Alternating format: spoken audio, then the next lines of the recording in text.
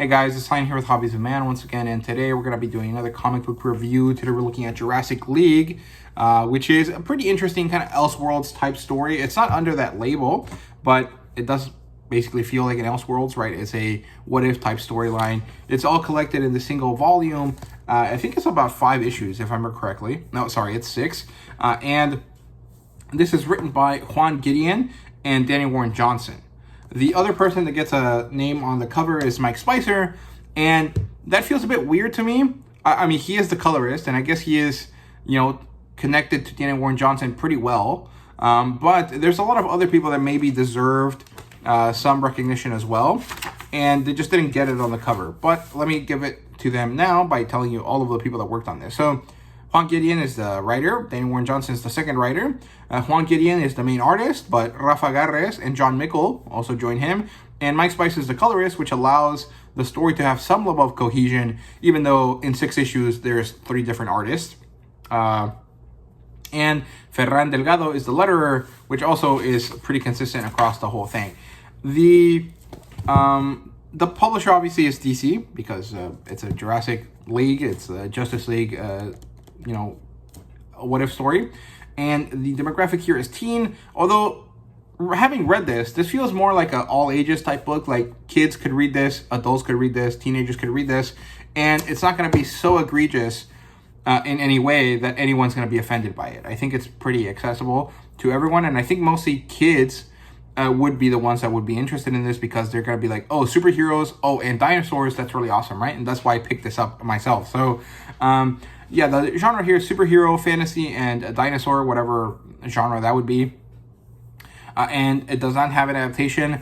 I think that with the right changes, this could be a fun, animated movie, but I do not see that happening because this is not really well written, or not that well written to my taste. So I don't think that this will ever get the recognition it needs in order to be pushed to be turned into a TV show or a movie or whatever, right? The rating for this story is a 3 out of 5 for me. It's an enjoyable concept. It's a cool concept. I liked it, but I feel like the story doesn't quite work correctly. It doesn't. It feels like they kind of threw stuff at the wall and never got around to fixing it and developing it properly, right? And I guess that's kind of normal under the circumstances. Like comic books kind of roll by doing everything a month or 2 before it's due. So I kind of can see that, but at the same time, I'm not sure that that was the right approach, right? This feels like it would have been a massive hit. It's an easy concept to sell to people. And the fact that this was not done with like the most attention to detail possible feels like a miss, right? So yeah, the premise is that in this Elseworlds, version of Earth, dinosaurs coexist with cavemen, right? And some of the dinosaurs are heroes and villains, right? And mostly I think the only dinosaurs we see are heroes and villains. And this is kind of like a play on that, like, DC is about gods kind of element, where the more normal people, the people that are being saved or destroyed or killed or whatever, are humans, and all the people that have powers are dinosaurs, right? So dinosaurs are the meta-human element, right? And we see the development of our Justice League from meeting to turning into a group to fighting Darkseid in this book in these 6 issues, right? And they develop because the bad guys have gathered together to try to create a Darkseid, right? And it's a cool concept. I just feel like it's too short. It was not developed well enough, and the art was so inconsistent that it really didn't help make me like this story all that much. So the plotline opens up here with Superman's origin story. In this case, he is a brontosaur, a long-necked dinosaur, and he arrives to Earth in a pod. He is found by humans, by the Kents, I guess, and then they raise him as their own child, even though there's no way that he would fit in because he's a massive dinosaur, right? Whatever. Doesn't really make too much of a difference. Then we get pushed to the future, to the current day, and we see a T-Rex version of Batman running around tracking a scent. He manages to trace it all the way to a cave, and in this cave, he finds a tree made out of humans. And I guess that Juan Gideon is a fan of Naruto and stuff like that, because this really has that kind of like Akatsuki, feel to it. like the tree that turns into the 10 tails, right? Very interesting, cool concept. It looks good. And then appears a villain, the Joker Zard or Joker Lizard, who is a type of, Deinonychus, like Dilophosaurus kind of character, right? He's a Velociraptor type character, right? Whatever the class of dinosaurs that is a Velociraptor is what it is, right? I can't remember at the top of my head. And he battles with Batman. And as the battle continues, they find a child. Or rather, Batman finally notices this child who was crying over the bodies of his parents because Joker's Zard killed them.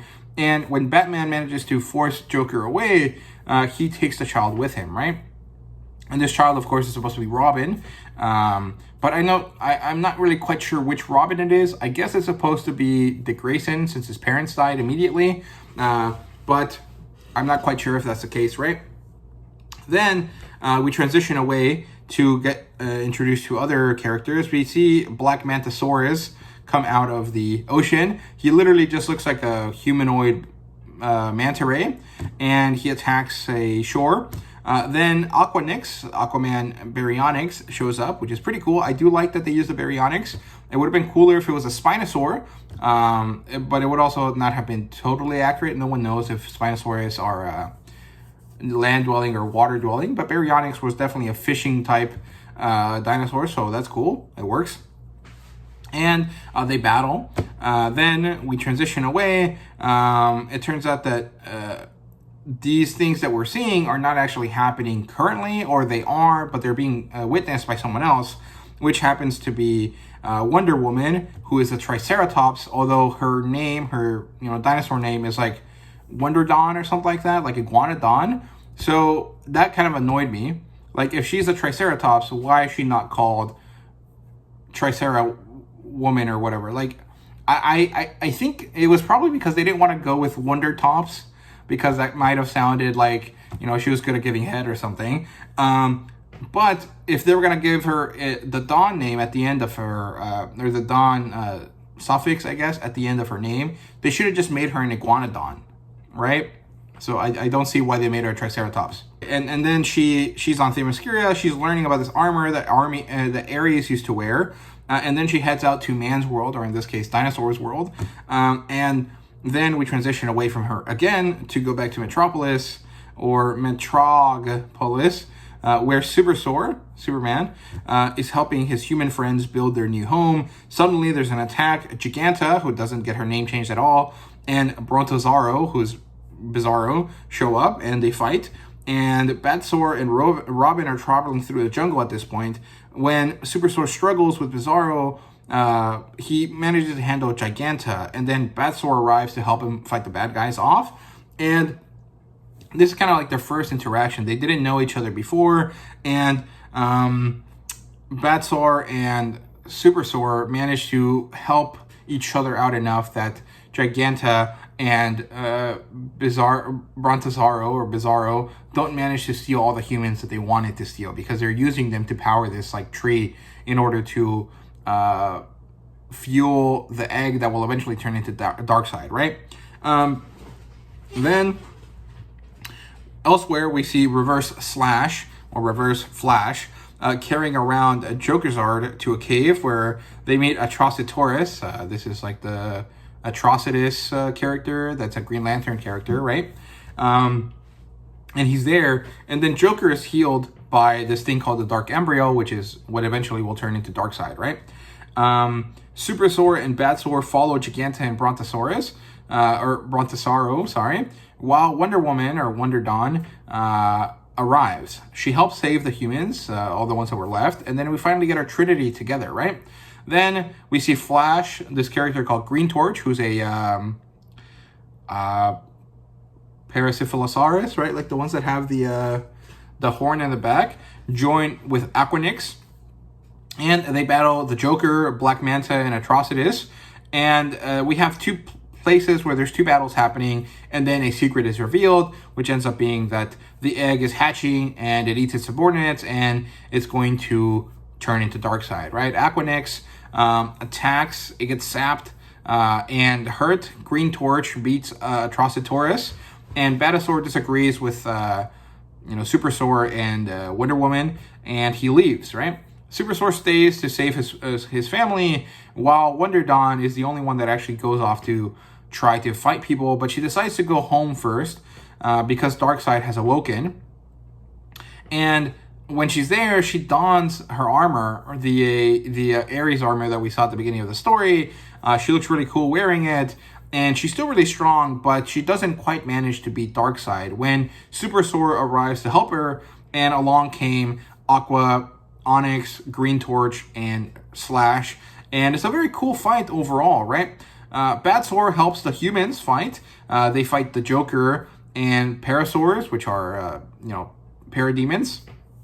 And they manage to beat Darkseid by throwing him into a volcano. The battle manages to end at this point, and then our characters have joined together to become the Justice League, or the Jurassic League, and they will continue to defend this Earth for as long as they can from threats, right? But they managed to defeat the biggest threat ever, so is there really anything else going on here? That's really all there is to this.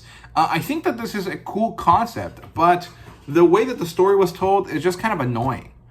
It feels like there's too many things going on. There's too many character introductions. There's too many plot lines happening at the same time, and none of them develop quite well. And I think that some of the issues I had also were kind of the names. Like, you could just keep the names that don't involve man or woman, right? And just change the ones that do, and kind of change it really easily. Sor or Saurus, right? Like Wonder Woman could have been Wondersaurus, right?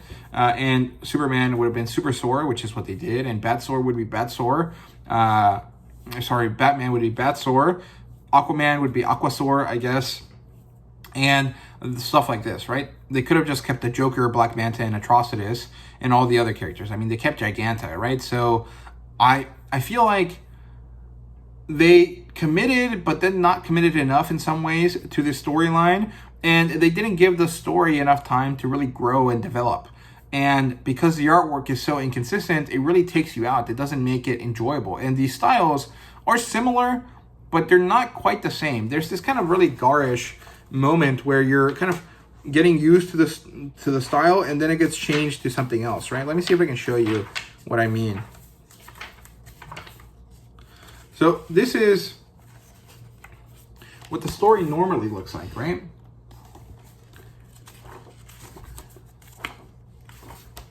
And then this is what the first backup artist does, which I think is Rafa Garres. And if the style had been this from the beginning, that would have been fine. But if you have this more stylized, kind of rough-looking style after a style that looks pretty, accessible and normal, it kind of makes it worse. It kind of makes it seem like they got someone shittier to do the work. And that makes it less enjoyable to read because you feel like the story cheapened out, right? And I don't like that. I think that that was a big mistake, right? So, plotline-wise, in terms of the whole story, it just doesn't quite work.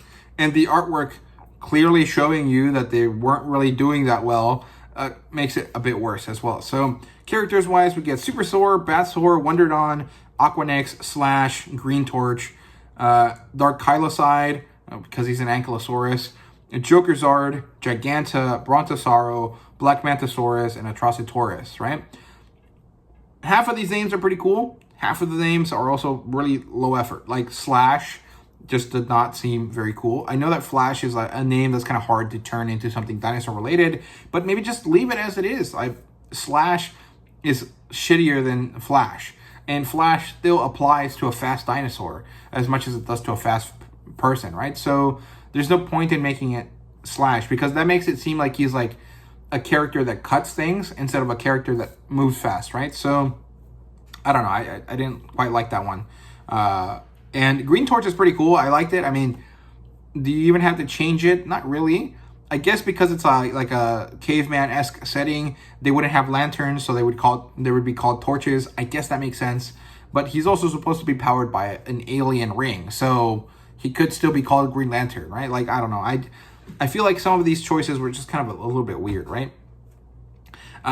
World building wise, this is just a Jurassic version of Earth. It's a pretty ridiculous concept, but it works really nicely. Everyone likes the idea of humans interacting with dinosaurs. The one thing I don't really like is that they had humans and dinosaurs together, and only the dinosaurs had powers. And the reason I didn't quite like this, even though I think that the concept of humans interacting with dinosaurs is cool, is because the humans end up being like a weird leftover kind of thing, like a concept that doesn't really go anywhere.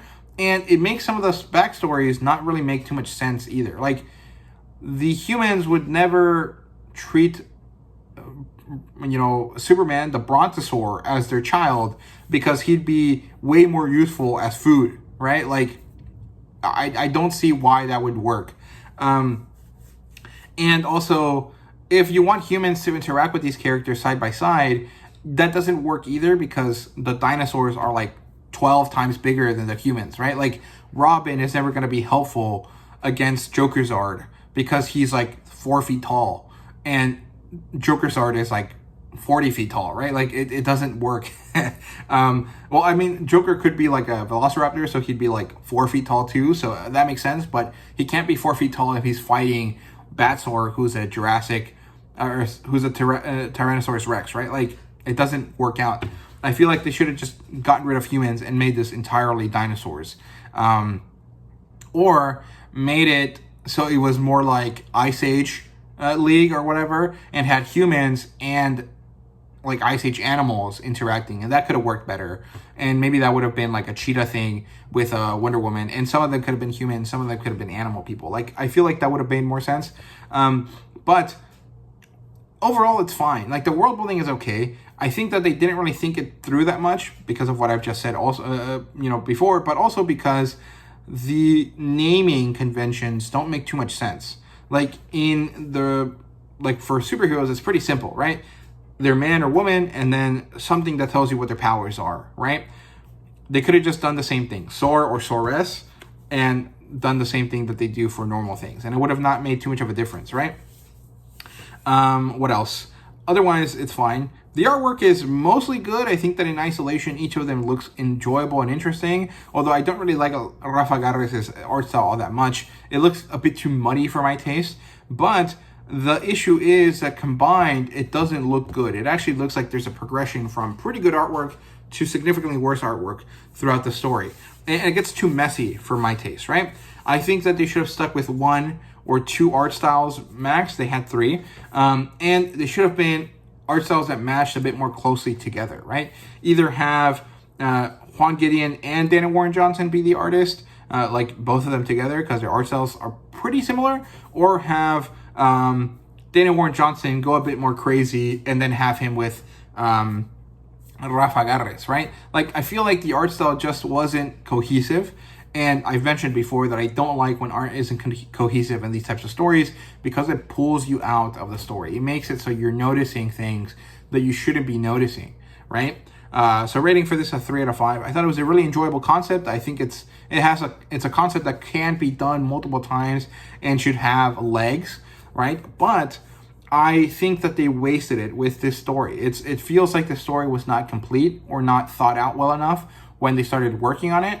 And so what ended up happening is that you have this kind of half-assed kind of concept, right? And they also didn't give enough lead time to the artist. Juan Gideon should have been the main artist or the only artist, right? Or Rafa Garres or whoever. Like, they just needed one artist to handle the whole thing, right? Because this should have been a complete home run. And I don't think anyone has talked about this ever. Maybe 1 or 2 YouTubers, which is how I found out about this, right? So it failed because they did it wrong. It was supposed to be a awesome, knock it out of the park, amazing, it's going to sell gangbusters kind of concept. And they didn't make it that. So that's kind of disappointing, right? So those are my thoughts here on Jurassic League. Let me know what you thought down below. Thank you guys so much for watching, and see you guys later.